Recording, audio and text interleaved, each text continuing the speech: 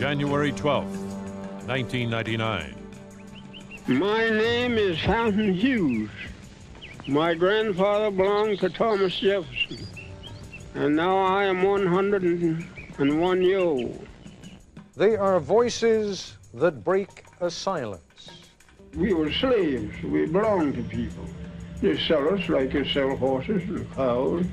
Witnesses to a time we only know from photographs and the written word. But they were there.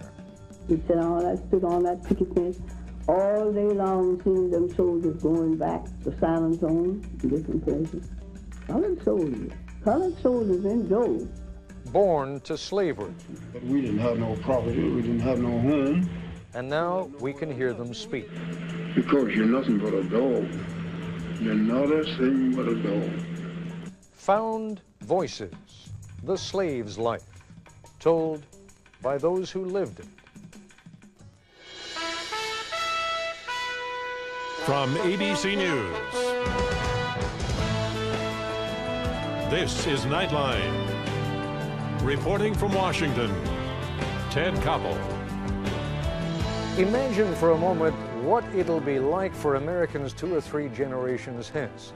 Assuming, of course, that we haven't blown ourselves back into the Stone Age and that someone can still figure out what format everything was in. Assuming all of that, our great-great-grandchildren will know more about us than any generation in the history of the world has ever known about its ancestors. There'll be photographs, of course, black and white and color, audio cassettes, and in a few families, 8 and 16 millimeter film.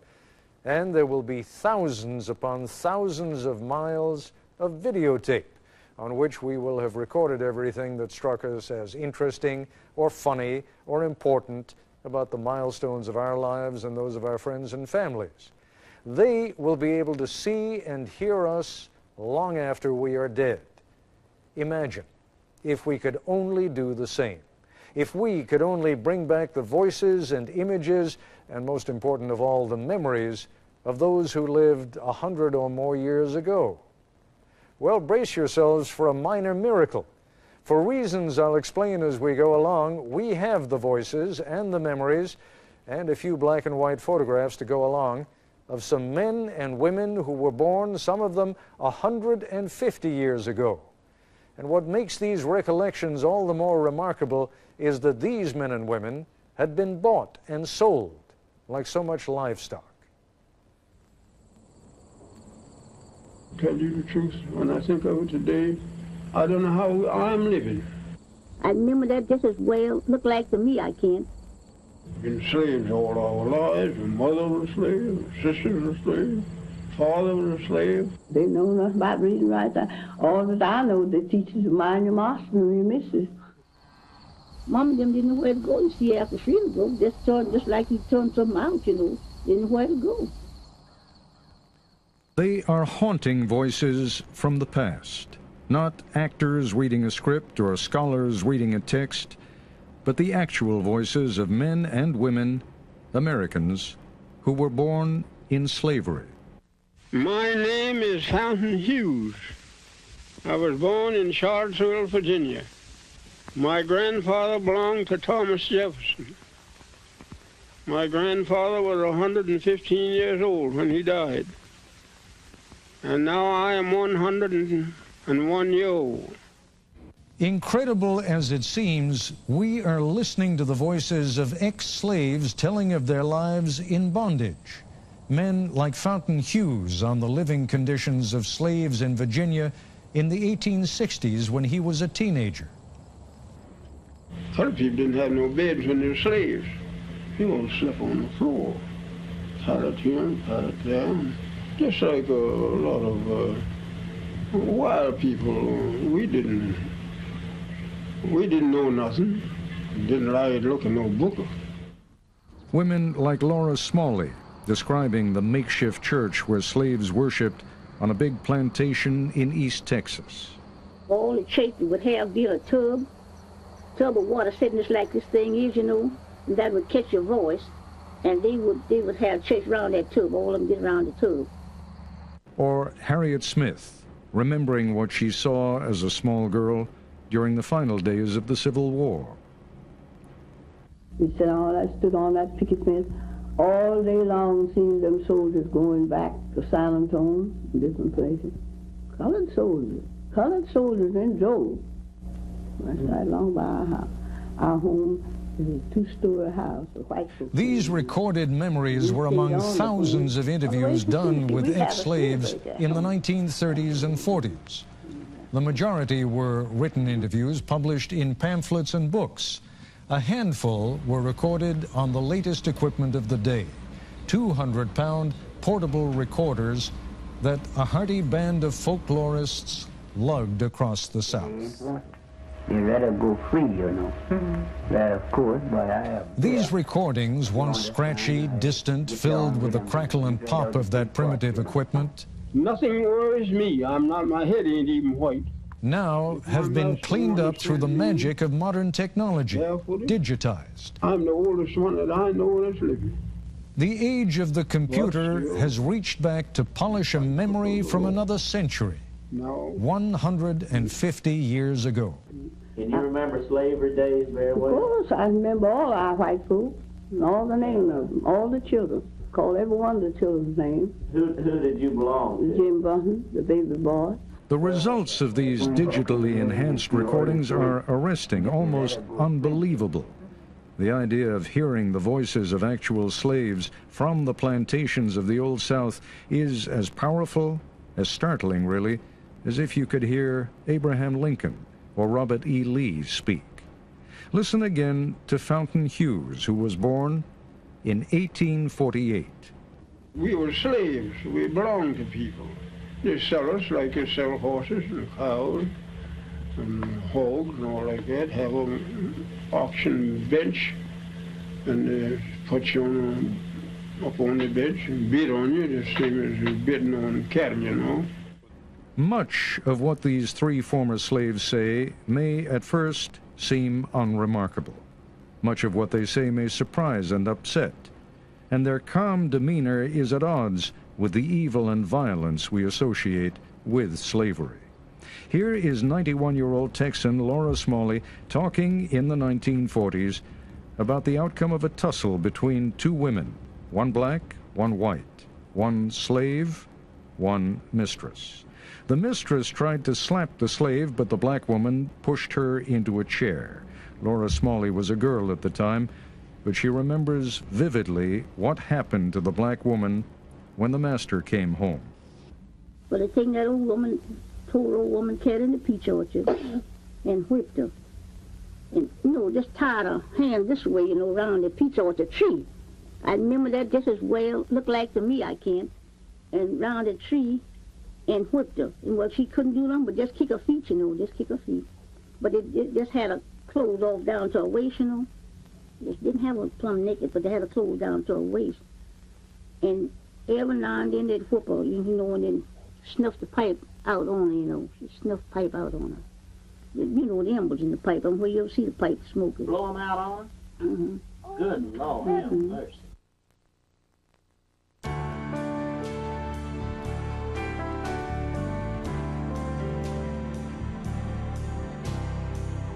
This is ABC News Nightline, brought to you by First Union.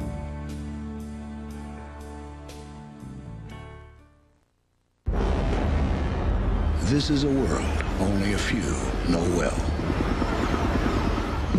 A world of risk and uncertainty,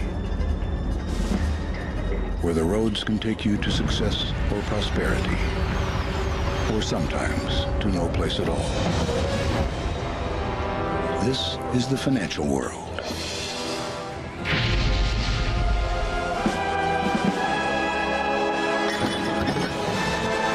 For decades, banks and investment firms of mountainous size have ruled the land. Yet high above the horizon, another mountain has risen. A mountain called First Union. With 16 million customers, the nation's 8th largest brokerage and 6th largest bank. For a new perspective of the financial world, come to the mountain called First Union.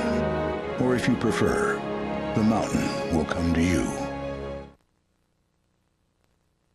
2020 Wednesday, our hidden cameras show you children living in a kind of hell. Some drugged, confined, a journey you will never forget on 2020 Wednesday.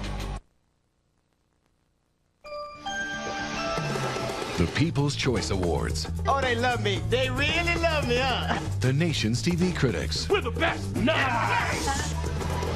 Viewers for quality television. I'm number one. Oh, we gotta promote that. All we have to do is give the jury something to believe. They're all saying the same thing. The best shows on television are on ABC. Duh!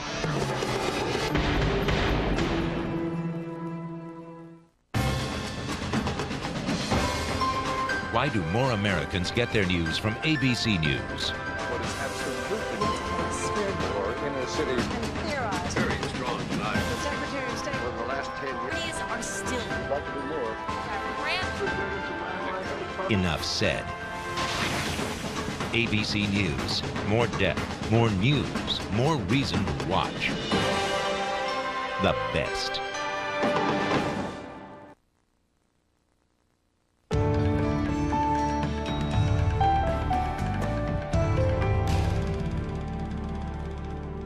What is remarkable in the taped recollections of these ex-slaves is the lack of anger. Remember, though, that these are the recollections of people who were children or teenagers during slavery.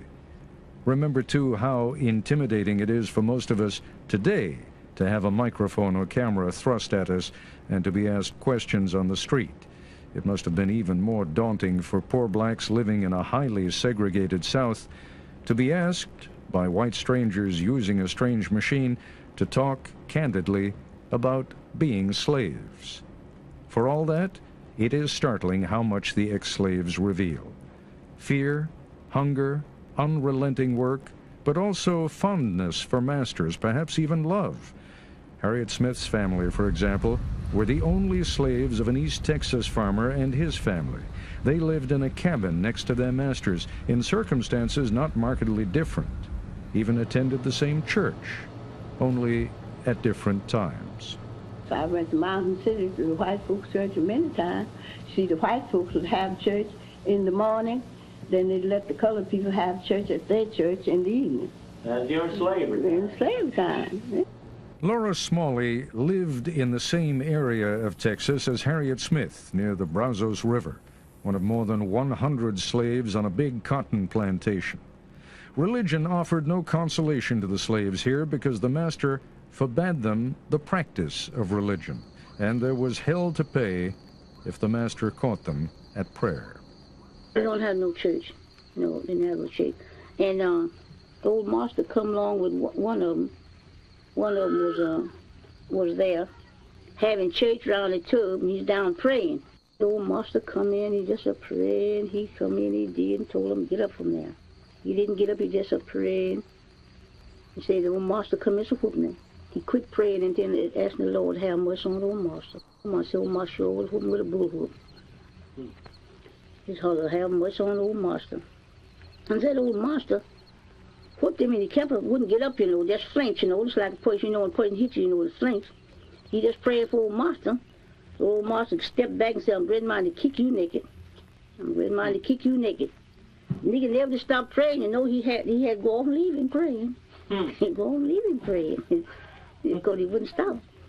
The plantation on which Smalley was a slave sounds brutal. She recalls scrambling with other children for food from a huge wooden tray, like a hog trough. All of them, would get around that tray with spoons and eat, sit like mush or soup or something like that. And all them children get around there and just eat. Fountain Hughes tells his interviewer about the relentless round of work for him on a Virginia plantation. Night never comes out. You have nothing to do. Time to cut tobacco. If they want you to cut all night long out in the field, you cut. And if they want you to hang all night long, you hang tobacco. It didn't matter about your tired, being tired, you're afraid to say you're tired. It was cotton, not tobacco, that solidified slavery, though. The invention of the cotton gin at the end of the 18th century made its processing easy, but the crop still needed enormous amounts of unskilled labor. Control of the slave and his labor through laws and regulations became paramount. Fountain Hughes talks about one of those controls, the pass system. Now, I couldn't go from here across the street, or I couldn't go to nobody's house without I have a note or something from my master. And if I had that pass, that was what we call a pass. If I had that pass, I could go wherever he sent me, and I'd have to be back. Whoever he sent me to, they'd give me another pass, and I'd bring that back, so it's to show how long. Even emancipation didn't truly free the slaves. Freedom freed slaves for more travail. The end of the Civil War found many cast adrift without skills and no place to go. And the Yankees who freed them weren't always seen as benevolent liberators.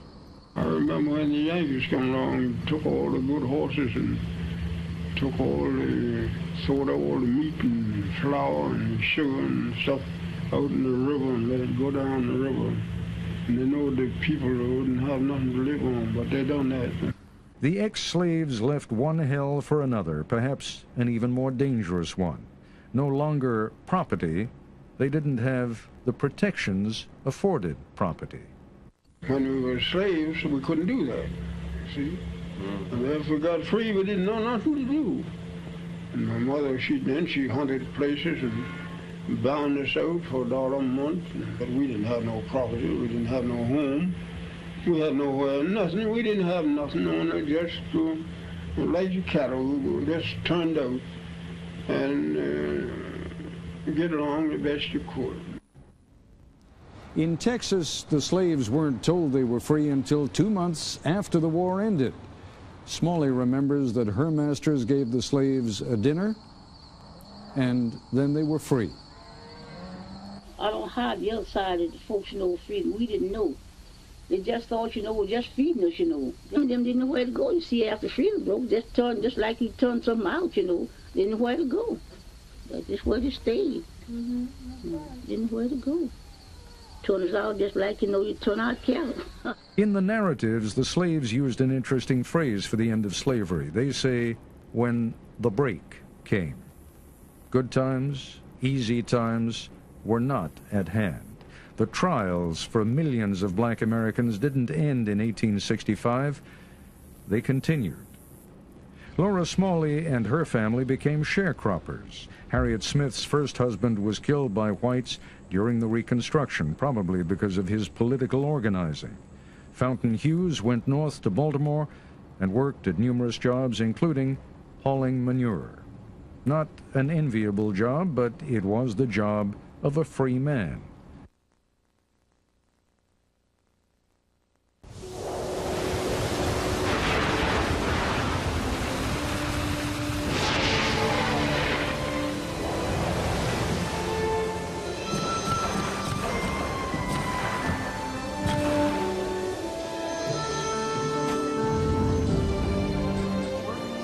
Whenever car batteries are put to the test, America's most trusted lives up to its name.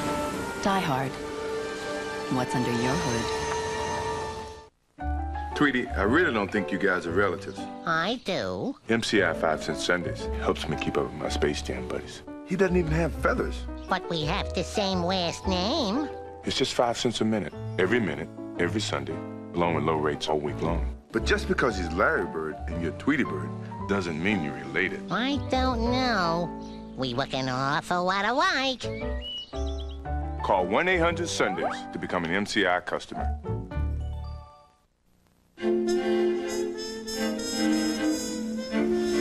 Let me help you. I'll do it. I can do it. Arthritis has claimed these hands. But take comfort in the medicine arthritis experts recommend first. Tylenol Arthritis Extended Relief. It lasts up to twice as long as regular aspirin without irritating your stomach. Tylenol Arthritis. Take comfort in our strength. was out on the high floor, but for some reason, there's best floor. We'll just take the roof off. So, let's talk to these guys before now. Tell them we have to.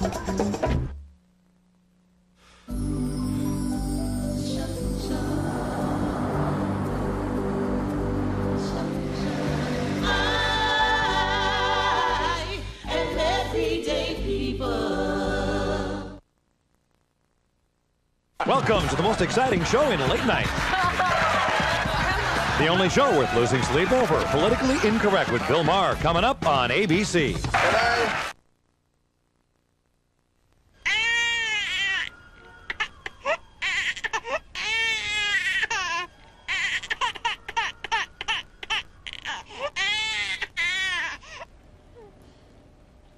From birth to age 3 are the most important years in a child's brain development.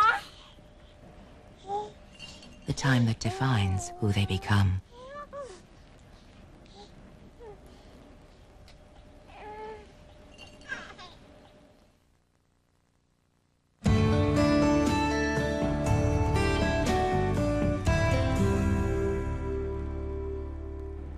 John Henry Falk was among those who interviewed ex-slaves. Falk kept detailed notebooks of his travels and interviews with former slaves, and even tried once to pass for black. He told an interviewer just before his death in 1979, I really I'd get and come educated on blacks and their problems, except we called them colored folks. If some of you think you recognize the name John Henry Falk, you're right. He was a famous radio personality in the 1950s. He was also denounced and eventually blacklisted for, among other things, championing the rights of blacks to vote. But we're getting ahead of ourselves. We can thank the Depression for the existence of the slave narratives. That is when John Henry Falk, folklorist John Lomax, his son Alan, and writers like Zora Neale Hurston, the celebrated Harlem Renaissance writer, were touring the South to gather accounts of African-American folk traditions. The subject of slavery was not on their minds. Nobody was going around saying, oh, now we've got another former slave recording.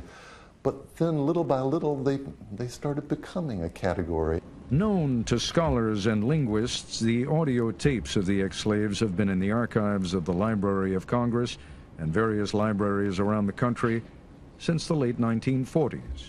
Kathy Farnell, who works with the Institute of Language and Culture in Clanton, Alabama, is one of the people responsible for the clarity of the ex-slave narrative tapes, now part of a recently released audio and book package called Remembering Slavery, produced by the Smithsonian Institution and Public Radio International. What I found out was that the technology did not exist to bring these recordings up to broadcast quality by taking out the background static. That technology got invented in the early 1990s. Hearing the tapes had a profound effect on everyone who worked with them. I was truly amazed when I first heard the recorded interviews. I just fell in love with Fountain. He had the type of emotions that I really liked. He had anger, and so it felt good to me. It validated for me my feeling that this was a horrible, horrible thing to happen to any people. But John Henry Falk may have experienced the most profound effect. He was a graduate student when he interviewed the former slaves, including the two women you hear in this broadcast. Himself interviewed just before he died in 1979, Falk was going on about how he believed in giving blacks the right to go to school, giving them the right to vote, giving them the right to go into anything they qualified for. And then he said he experienced an epiphany. Yeah, sitting out on a wagon tongue with this old black man, and was telling him what a different kind of white man I was. I remember him looking at me very sadly and kind of sweetly and condescending and said, you know, you still got the disease, honey. I know you think you're cured, but you're not cured. You can't give me the right to be a human being. I'm born with that right. Now, you can keep me from having that. If you've got all the policemen and all the jobs on your side, you can deprive me of it. But you can't give it to me, because I was born with it just like you was. And my God, it had a profound effect on me. I was furious with him. But the more I reflected on it, the more profoundly it affected me. And I realized this was where it really was. But the final word belongs to Fountain Hughes. When asked by his interviewer which he would rather be, free or slave, he answered with intensity. Me? Which I'd rather be? You know what I'd rather do? If I thought, had any idea, that I'd ever be a slave again, I'd take a gun and just end it all right away. Because you're nothing but a dog. You're not a thing but a dog. I'll be back with a closing thought in a moment.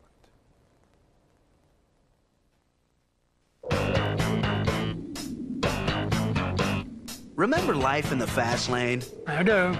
First you meet, then you get married, and things slow down. Yeah, right. To help you keep up, drive the supercharged Regal GS Sports Sedan. Plenty of room, standard traction control, and the most power in its class. Hey, you haven't slowed down. Why should your car? Regal by Buick, official car of the supercharged family. There's a new force you can use to help your small business. Introducing Sprint Business Flex, a new communications plan you can adapt to help your business grow. Add toll-free, long distance, global service, and more. Business Flex adapts along with you. You're in control, so charge ahead and feel free to make the right moves. Plus, with Business Flex, you get a monthly bonus that can grow as you grow, so your success can really pay off. Call 1-888-SPRINT-BIZ. We help your business do more business.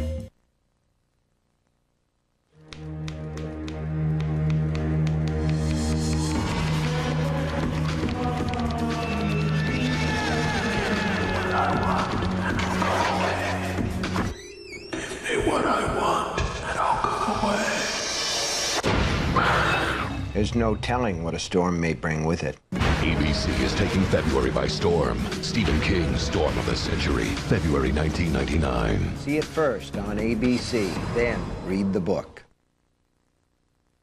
You're still the one I run to, the one that I belong to.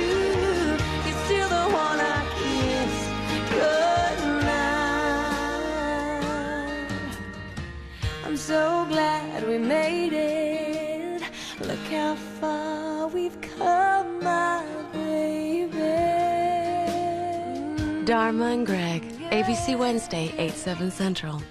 Sunday, he inspired millions. Tell Dr. King what you want. Freedom! And touched the heart of one little girl. You do what you think is right. I think it's right to march. To stand up for what she believed in. Why are you here with all these people? To be free. And join the fight for freedom. You made a big difference. It's a world television premiere with Journey Smollett, Yolanda King, Clifton Powell, Mackenzie Aston, and a special introduction by Coretta Scott King. Selma Lord Selma, ABC Sunday at 7, 6 Central. At a time when we're inclined to minimize or even forget the scale of past injustices, the voices we've heard tonight have an importance far beyond their number.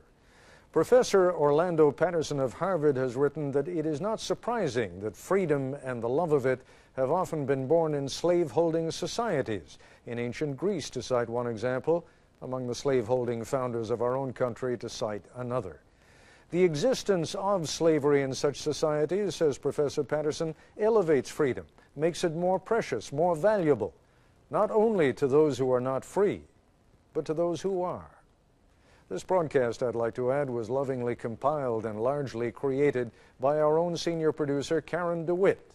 That's our report for tonight. I'm Ted Koppel in Washington. For all of us here at ABC News, good night.